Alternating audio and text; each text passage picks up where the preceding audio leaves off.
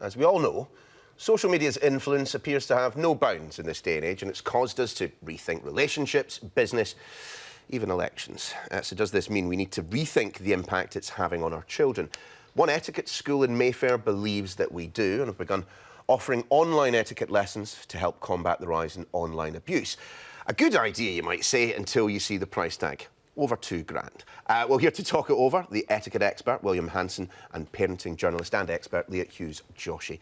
Guys, lovely to see you. Thanks for coming in this morning. Well, William, let's turn to you first. You obviously, as an etiquette coach, will be well aware that social media, quite frankly, is the least polite place on the planet right now. So are we just howling at the moon and trying to teach people to be better? It can be very impolite. It doesn't have to be. And I think that's the message that we need to teach children and adults as well, is that actually social media, it's not all doom and gloom. There can be a lot of positive things that come from social media. From Twitter in particular, I know that I've got lots of clients over the years because they've read something that I've put on Twitter.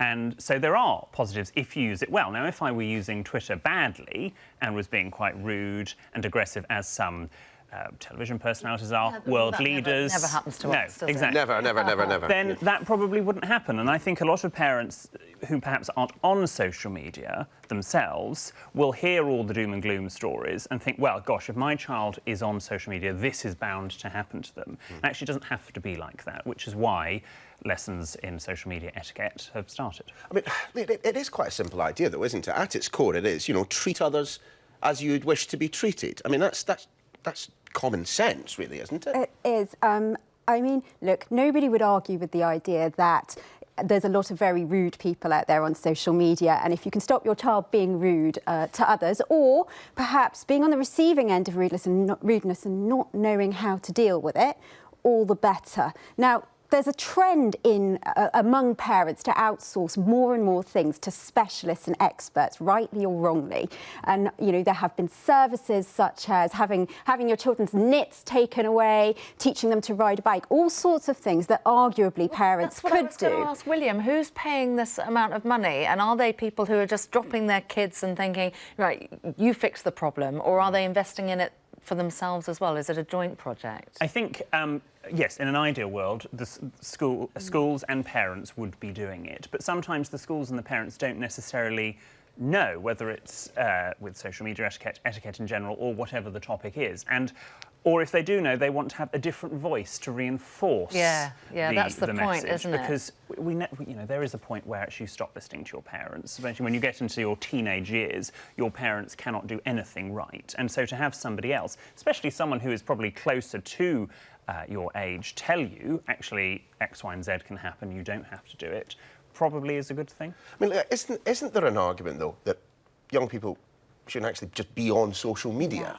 Look, under 13s shouldn't be on social media. And I always say, parents, even if the kids come home and say, all my friends are on social media, which may or may not be true, do have the confidence to say, actually, no, the rule is 13, you're not going on, and don't allow it. And sometimes that's easier to enforce than with other kids, but that's the way. And until they're 13, that's your time to train them up in all sorts of things to do with tech. So helping them understand the landscape of cyberbullying, helping them know that what goes online stays online. So if they post something on social media, it will be on there forever. Even if they put it on Snapchat, somebody could screenshot it, somebody could forward it. So this is your time to teach them, while they're still a little bit younger, about online safety, about cyberbullying, and about being polite. Schools, don't you, on these subjects? And you must find that there's just a huge variation in the amount of knowledge that parents have about how to approach this. Absolutely. I mean, some parents are incredibly adept and are using social media professionally and personally themselves. But obviously,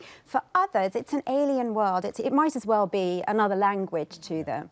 And they do need some help, but there is free help and advice out there too if you don't have the funds or you don't want to pay hundreds or thousands for outside support.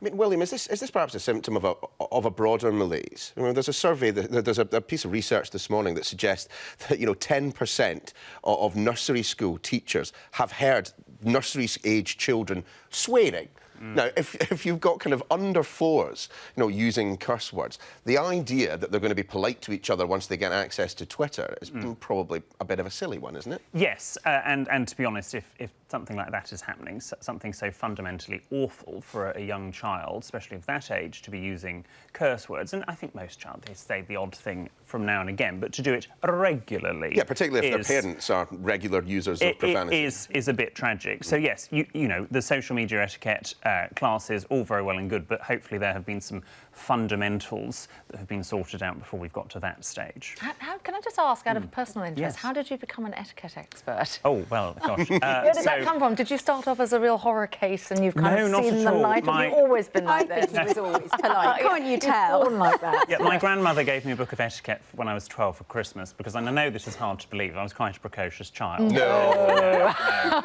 Thanks for your support. And so she gave this to me, and it eventually appealed, and I bought more books, and then I was asked to teach at my school, to teach the younger years, and then, to cut a long story medium length, here I am today. And how did they respond to you? I think they didn't really know how to the respond, because children I who was come actually an older student teaching them. I was an older pupil. They knew me from walking around campus. I didn't have the authority of a member of staff, but yet I was talking about a subject with conviction. So I think they were slightly dazed and confused.